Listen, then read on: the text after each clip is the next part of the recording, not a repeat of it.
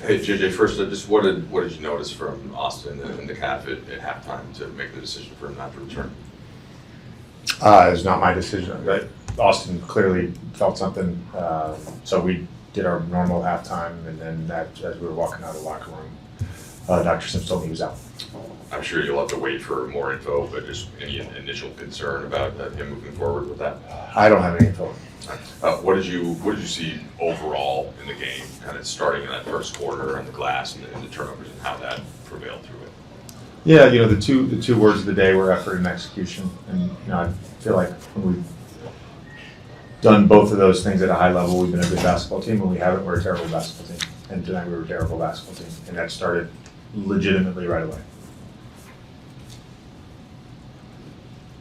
When you point to that, I mean, I would assume they had offensive rebounds in their first two misses. I think that I would imagine you talked about a lot.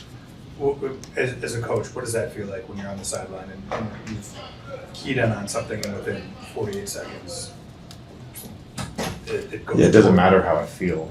It doesn't matter how I feel. Well, why do you think your team was unable to execute the things that it was tasked with? Because we don't care enough right now. And that's the part that bothers you a lot. We don't care enough to do the things that are necessary. We don't care enough to be a professional. It's we had it. We had it. This is I always say this about culture. I always say this about the team being a good team being a functioning organism. It can change like that. We don't have it right now. JJ, and as you talk about today's modern basketball, you guys have 2 days off, but I guess you guys are only going to practice once. How do you improve on these things when you can't practice enough? Well, we practice them all the time. It's not, again, it goes back to what I said the other night. It's a matter of making the choice. And too often we have guys that don't want to make that choice. And it's pretty consistent who those guys are. And so Saturday's practice, I told the guys, it's going to be uncomfortable. The meeting is going to be uncomfortable. I'm not doing another 53 games like this. Pre-game, you mentioned a stretch in March of last season where you thought maybe this was a little similar, or at least the feeling of it was similar. Was there anything that you recall that your team did to get out of it, to kind of get the momentum back that could be replicable in this situation? Yeah, I mean, I think every group is different, and the circumstances of trying to get out of it, I think, are different. I wish I had a good answer to that question because I think it's a fair and valid question. It's hard because each individual guy is at a different space, so it's you're trying to get all of the individuals to function as a team, and you got to address what's going on right now, and it's hard to draw parallels. Does that make sense? Yeah. You mentioned the lack of care factor right now. Is there anything, whether it's you or your coaching staff, is care factor coachable, or is that just either have it or you don't? No, I think guys will say they want to win. The care factor to me is do I care enough to actually do what I'm supposed to do and just do it consistently? And that's really what the championship habits are, and that's what we don't have right now. Let's follow up on that. If you're saying, you said earlier, it's the same guys not executing, does that just come down to if you don't do it, now your rotation spot? We've given everybody a chance. Jared, JJ came in here and talked about care factor and energy, and those are things that it's pretty apparent when you're on the court, you bring those things. Why is this not a team-wide thing right now, and what's it going to take to get more effort and more energy as a group?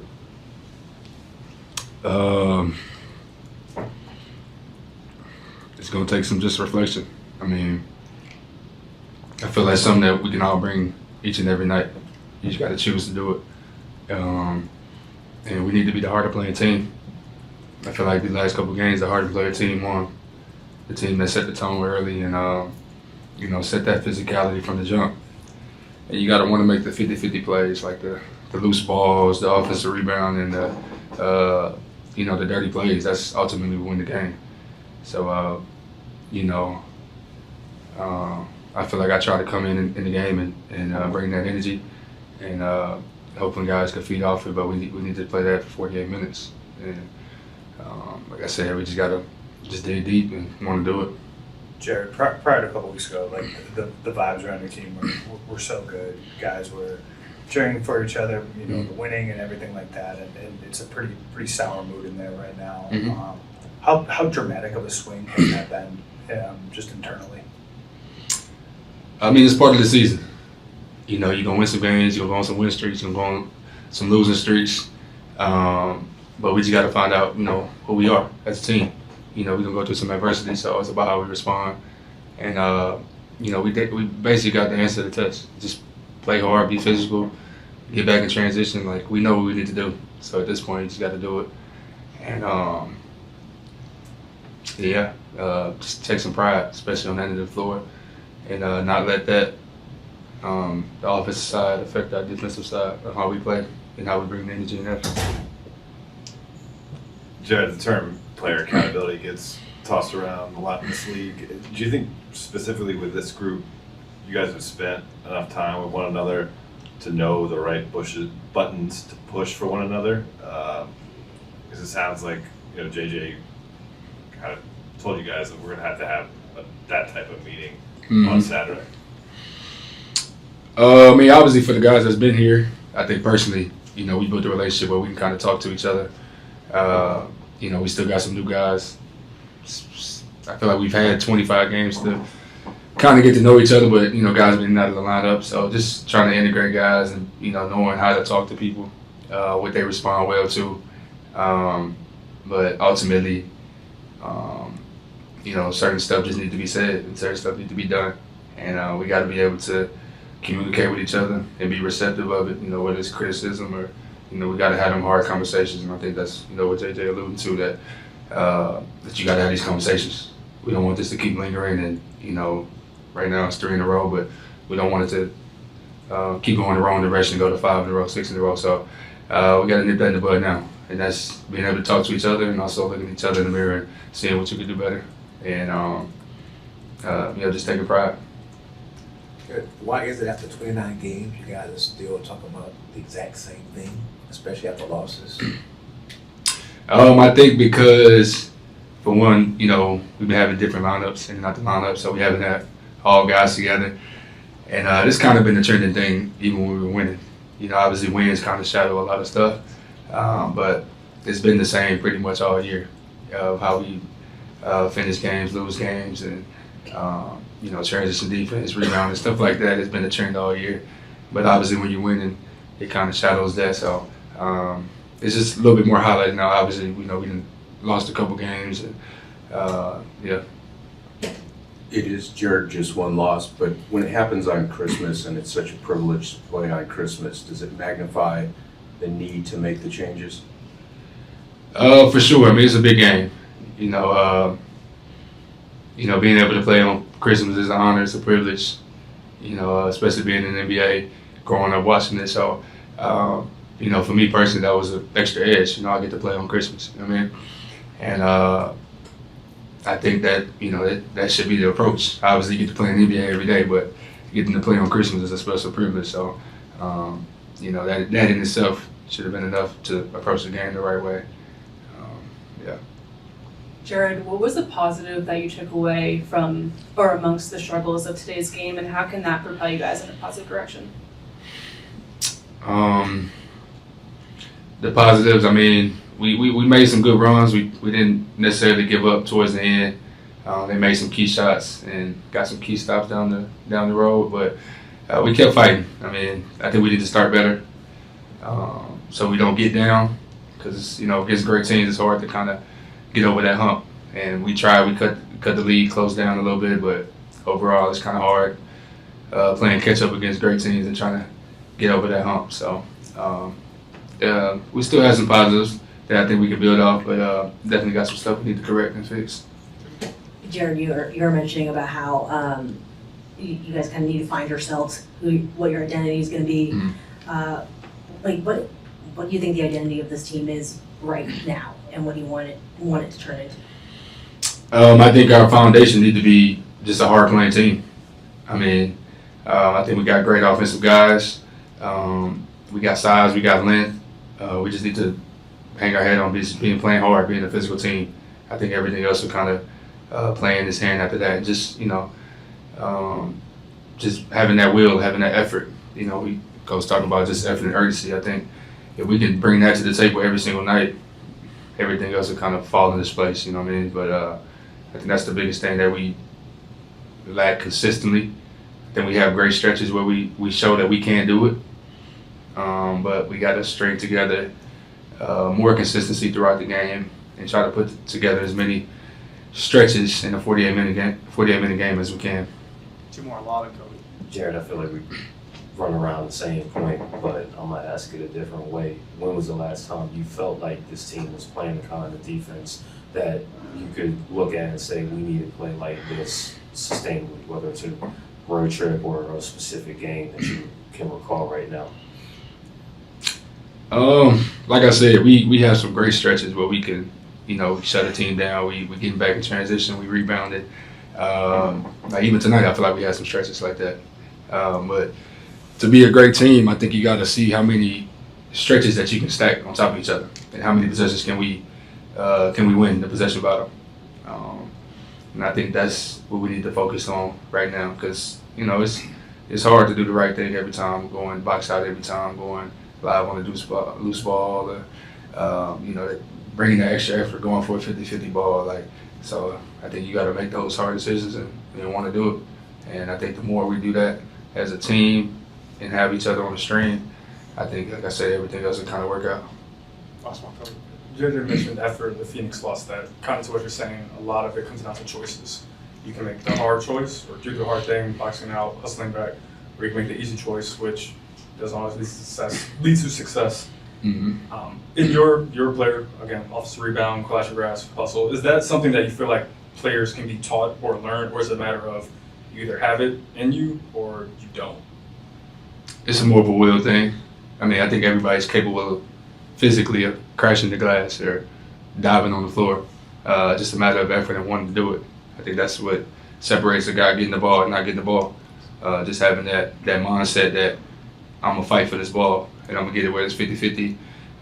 I'm going to crash the glass. I want to sprint all the way back and guard. That's just a decision that you have to make throughout the game. And the more we can start making the right decision and have everybody on the same accord doing that, the results will start to show up in a positive way. Luka, we talked to JJ a little while ago, and he was over here. Sorry. We talked to JJ a little while ago, and he was pretty blunt with us and said something along the lines of we don't care enough right now. Do you agree with sort of that assessment of the way the team has been playing? Do you think it's a care and effort issue? And if so, what has to change? I don't know what has to change, but definitely something needs to change. I think we've blown out the last 3 games. It definitely looks like terrible. But we got to figure out. That's the thing we have. That's what we just got to talk about it. Everybody got to talk about it. I know Jesus says it's going to be uncomfortable, so as it should be. In most teams, if they're going to become good or even great, they got to go through uncomfortable moments and grow from them.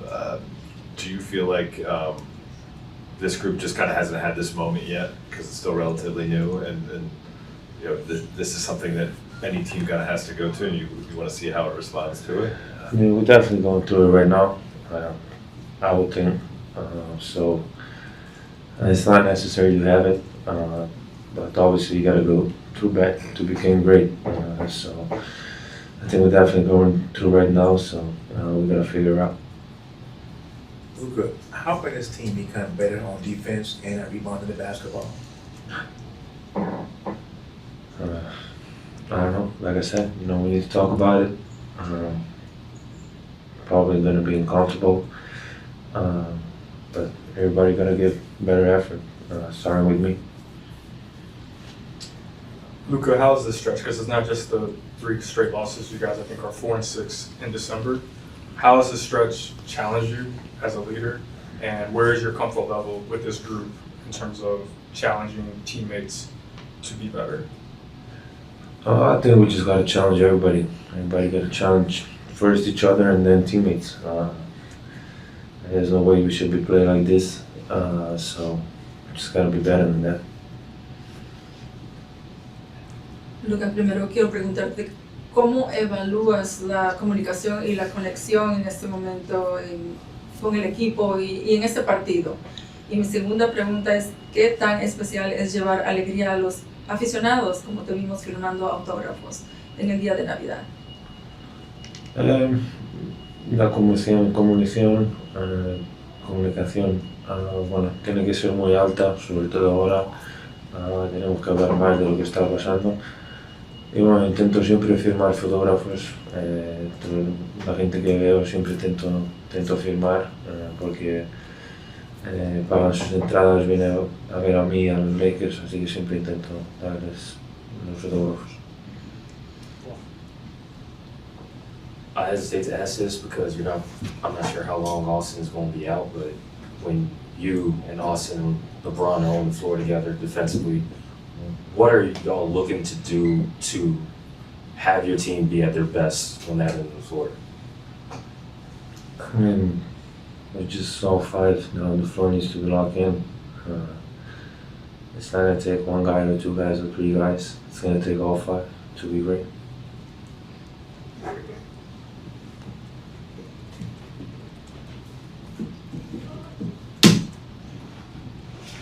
Luka, we don't know, like Paul mentioned, the extent of Austin's calf injury, but this will be, 2 times now here in a short amount of time. As his teammate, as his friend, what's the message to him in terms of just the type of caution that players need to proceed with these kinds of issues? And I guess, did you have a chance to talk to him, and what was his mood like? Yeah, I talked to him. So he just said, you don't know. He'll have an MRI, I think tomorrow or past that. Just hoping. I just say if he needs something to help with, I know what it is to go through a calf injury. It's not fun at all. Just be there to support him. Take your time. Calves are dangerous, so take your time.